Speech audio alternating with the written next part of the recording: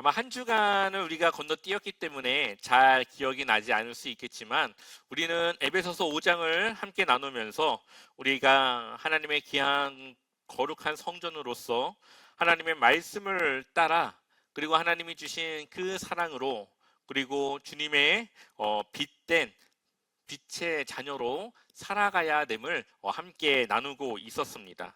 우리는 더 이상 어둠의 자녀가 아니라 주님의 빛으로 변화된 빛의 자녀가 되었습니다. 그렇다면 중요한 것은 어떻게 우리는 빛의 자녀로 살아갈 것인가를 우리는 함께 고민해야 되는 것이죠. 사실 우리가 어떻게 빛의 자녀로 하나님의 자녀로 살아가야 될지는 다 알고 있습니다. 우리가 그동안 몇십 년 넘게 교회를 다니면서 배운 것은 어떻게 그리스도인으로 살아가는가를 나누고 배우고 그동안 수없이 많은 이야기들을 우리는 들었습니다. 우리가 지식이 부족해서 그리스도인답게 살지 못하는 것이 아니라 그렇게 살아가는 것이 우리의 마음대로 되지 않기 때문이죠.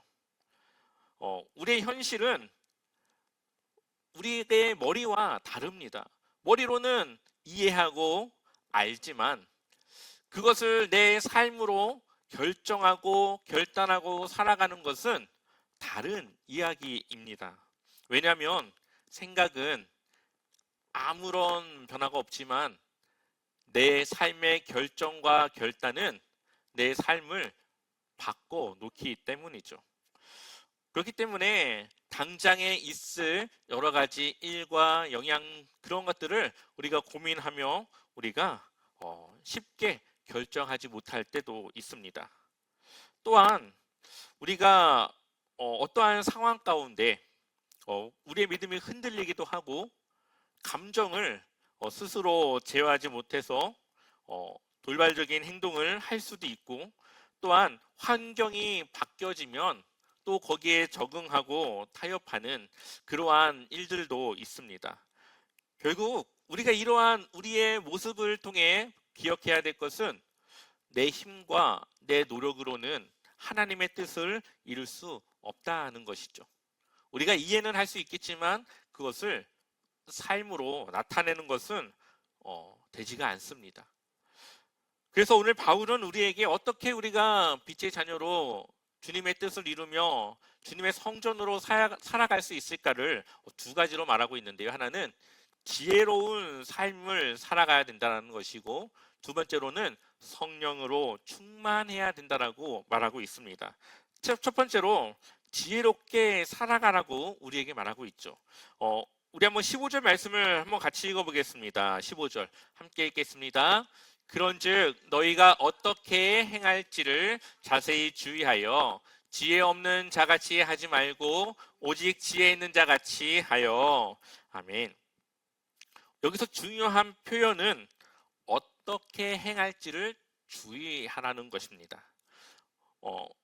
이 말은 우리가 대충 살자라고 하는 말이 아니라 무언가를 할 때 쉽게 결정하지 말고 쉽게 판단하지 말고 쉽게 행동하지 말라는 것이죠. 우리의 신앙생활은 그냥 마음 좋게 사는 것이 아닙니다. 어떻게 살아가야 하는지를 분별하며 그것을 고민하고 결정하며 살아가야 하는 것이죠. 그래서 오늘 바울은 그러한 모습을 지혜 있는 자와 같은 그러한 지혜 있는 자라고 말하고 있습니다. 우리가 무조건 착한다고 그것이 하나님의 뜻이 아니라 또한 무조건 논리적으로 그것을 옳다고 여기는 것이 하나님의 뜻이 아니라 때로는 억울함을 당하지 않도록 논리적으로 그 상황 가운데 부당함을 따져야 되고 때로는 그것을 이해하며 넘겨야 될 때도 있습니다. 그것을 판단하는 것은 그 상황 속에서 무엇이 하나님이 원하시는 일일까를 고민하며 우리는 그것을 결정해야 됩니다. 그래서 우리는 지혜롭게 살아가는 것이 굉장히 중요하죠. 왜냐하면 이 지혜가 없다면 우리는 사실 어떻게 보면은 조금 바보같이 살아갈 수도 있습니다. 그래서 무시를 당할 수도 있고 조금은 쉬운 상대가 될 수도 있습니다.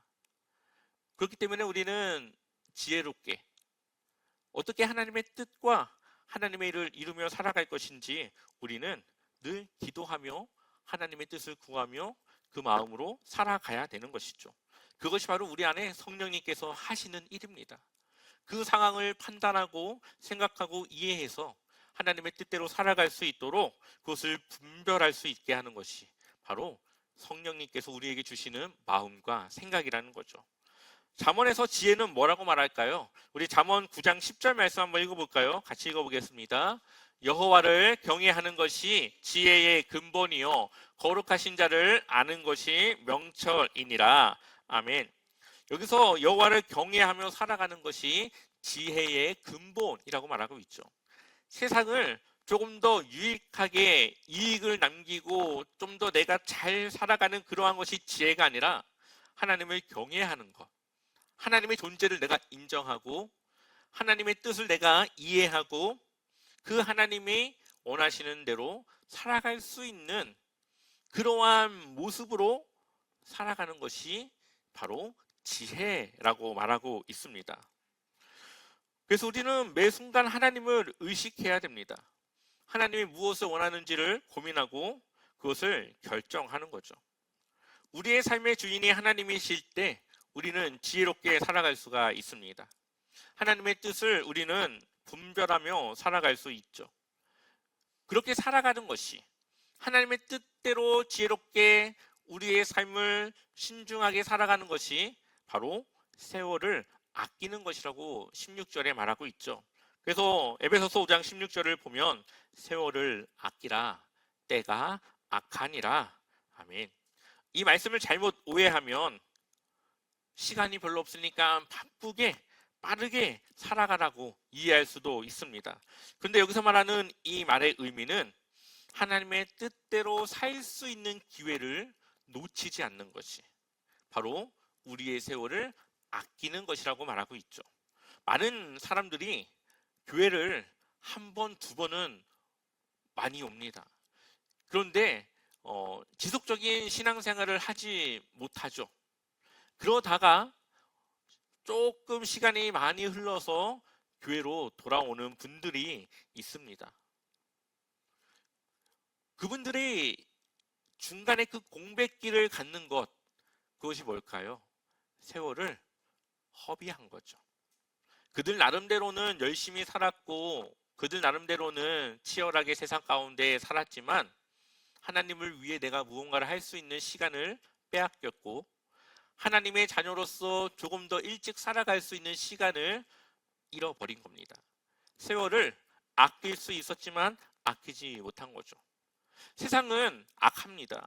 그래서 우리가 하나님의 뜻대로 살아가는 것을 빼앗으려고 합니다. 세상은 하나님의 뜻보다 세상이 원하는 삶의 방향으로 우리가 살아가도록 우리를 그렇게 유혹합니다.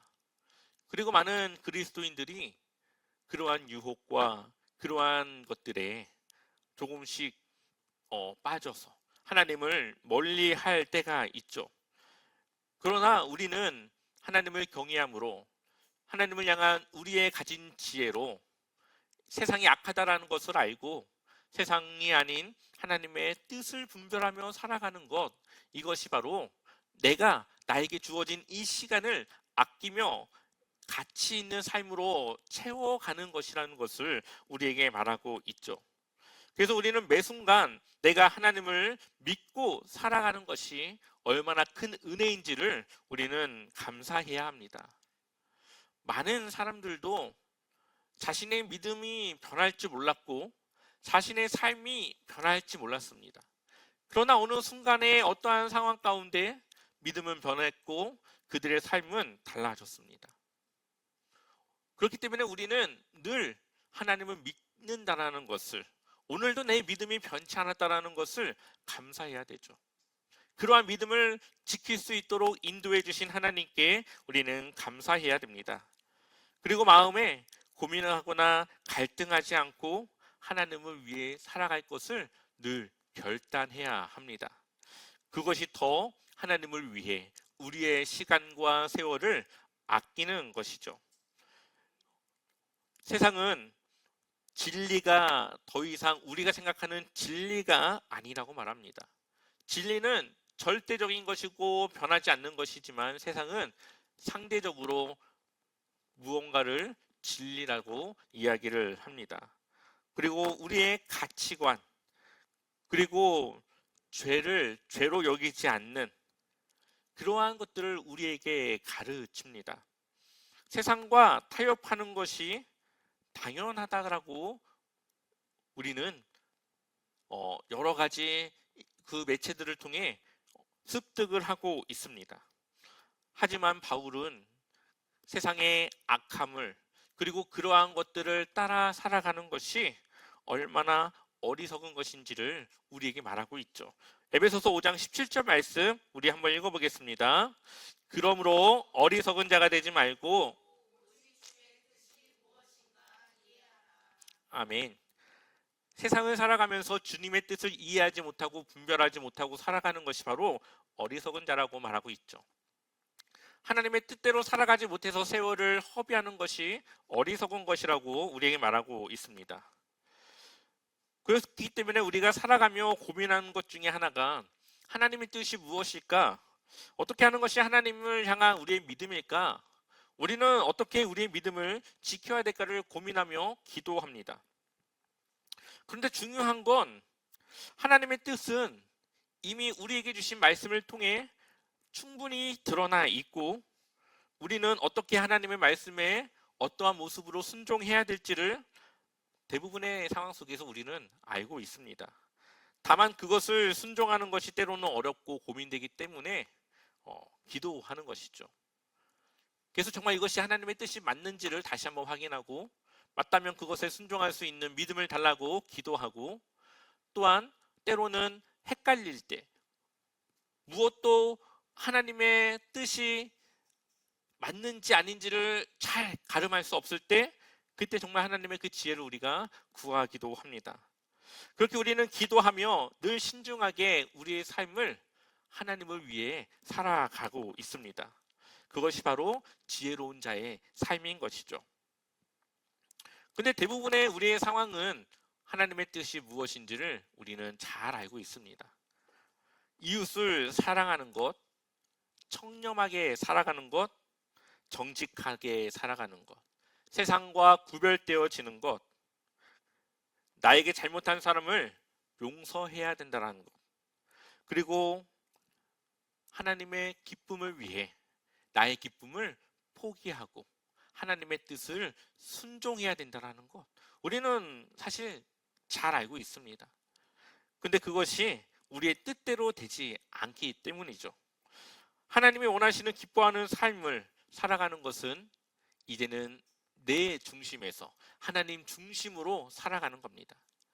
내가 이제 모든 결정의 중심에서 내려오고 하나님이 내 삶의 중심에 들어오셔서 하나님의 뜻을 내가 따라 순종하며 결정할 수 있게 하는 것입니다. 그것을 위해서 필요한 것이 바로 성령 충만이라는 거죠. 우리가 할 수 없기 때문에 우리 안에 성령께서 그것을 할 수 있도록 우리를 도우시고 우리를 깨닫게 하시고 우리의 마음에 그 하나님의 능력을 더하여 주시는 겁니다. 바로 그것이 오늘 말씀의 핵심입니다. 우리 한번 에베소서 5장 18절 말씀 같이 읽어보겠습니다. 술 취하지 말라. 이는 방탕한 것이니 오직 성령으로 충만을 받으라. 아멘.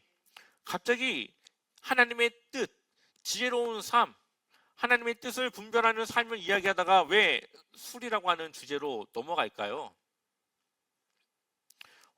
이때 당시 시대와 조금은 연관이 있습니다. 이때 당시 시대적인 문화적인 배경을 보게 되면은 이 에베소와 또 이 로마 전체적인 그 문화에는 연회, 파티를 열어서 사람들과 이 파티를 즐기는 것, 그리고 이 쾌락, 삶의 즐거움을 쫓아 살아가는 이러한 문화가 아주 만연했습니다. 그리고 그것은 그들의 삶의 문란함으로 나타나게 되죠. 그래서 폼페이 그 화산 사건을 고스란히 담고 있는 그런 유적들을 보게 되면은 그때 당시에 사람들의 그 현실적인 삶을 어떤지를 보여주고 있습니다.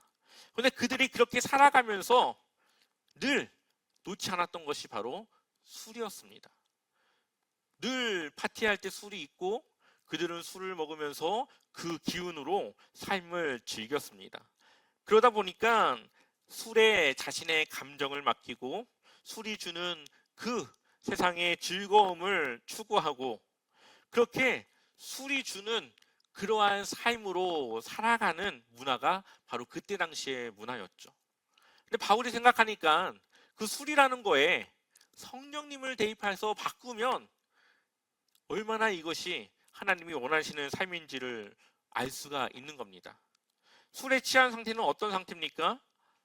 저는 잘 그것을 경험하지 못해서 모르겠지만 보통의 사람들을 보게 되면은 자신의 통제력을 잃고 쉽게 감정에 휘둘리고 이성적인 판단이 흐려져서 내가 원치 않는 그러한 범죄라던가 어떠한 극단적인 그런 행동을 하는 그러한 일들을 벌일 때가 있습니다. 그리고 그것이 내가 했는지를 기억하지 못하기도 하고 정말 내 의지와는 상관없는 평소의 자신과 다른 모습으로 바뀌어지는 그러한 일들을 보게 되죠. 술은 그렇게 사람을 통제하고 지배하는 겁니다. 그런데 우리의 성령 충만한 삶은 바로 그 성령께서 우리를 통제하고 지배하는 삶으로 살아가야 되는 것이죠. 그렇기 때문에 성령 충만은 단순히 마음이 뜨거워지거나 눈물을 흘리거나 하는 그러한 것이 아니라 내 삶의 주인이 바로 하나님으로 바뀌어지는 사건입니다. 그래서 내 감정과 욕심과 기준과 판단이 아니라 하나님의 뜻대로 내가 이끌려가는 삶, 그것을 바로 성령 충만한 상태라고 말하고 있죠. 그러니 성령 충만은 우리의 삶의 변화를 통해 나타나는 겁니다. 성령께서 내 안에 역사하실 때 우리는 성령 충만으로 변화된 삶을 살아갈 수가 있습니다.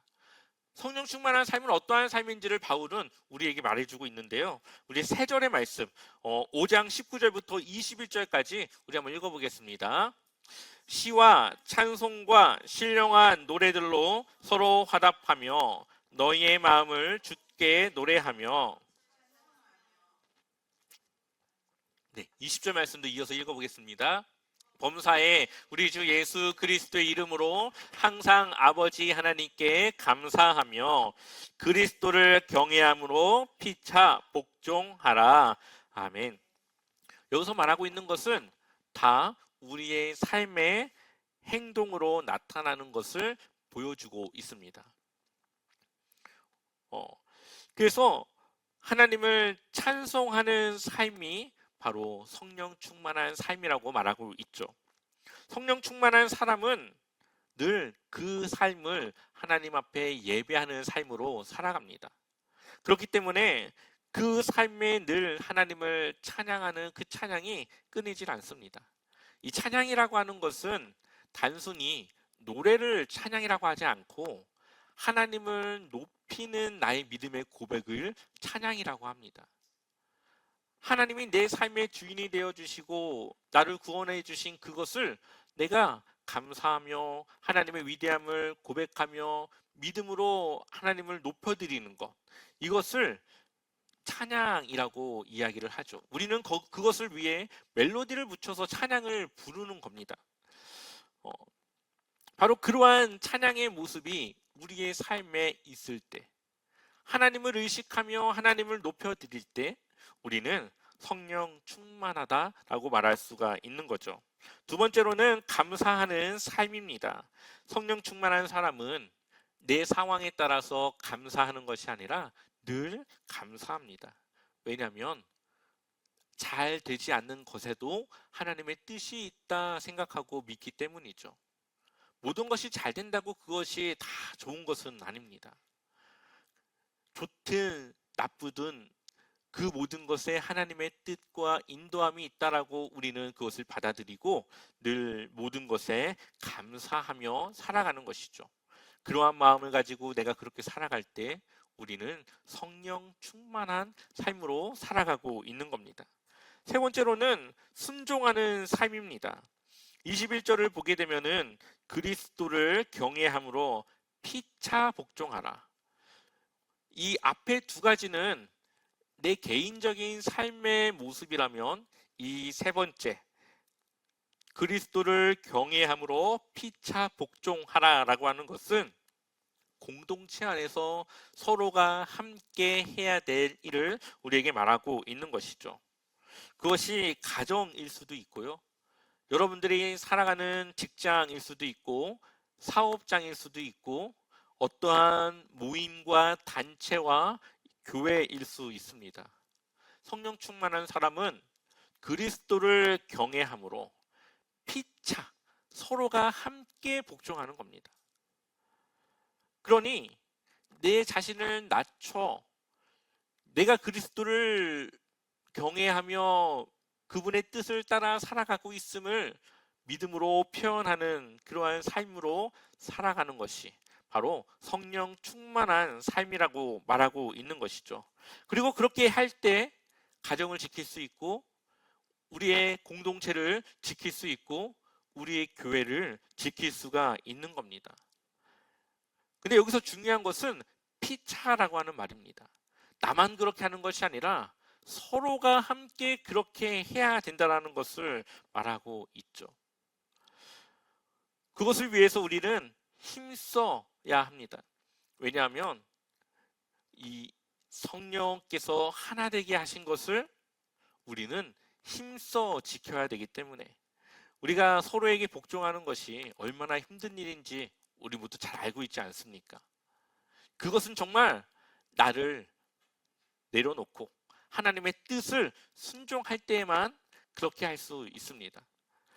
바로 그렇게 할 수 있도록 인도하시는 분이 바로 성령님이시고, 우리가 그렇게 할 때 우리는 성령 충만한 삶으로 하나님의 성전된 모습으로 살아갈 수 있습니다. 그래서 힘들고 어렵지만 우리는 그러한 삶을 통해 하나님의 영광을 드러내며 나타내며 하나님 앞에 우리의 삶으로 하나님을 찬양하는 그러한 삶으로 살아갈 수가 있는 것이죠. 예수님께서 십자가에 달려 돌아가신 것이 바로 우리에게 보여주는 피차 복종해야 되는, 서로의 십자가를 져야 되는 그러한 모습입니다. 오늘 여러분들의 삶을 한번 돌아보십시오.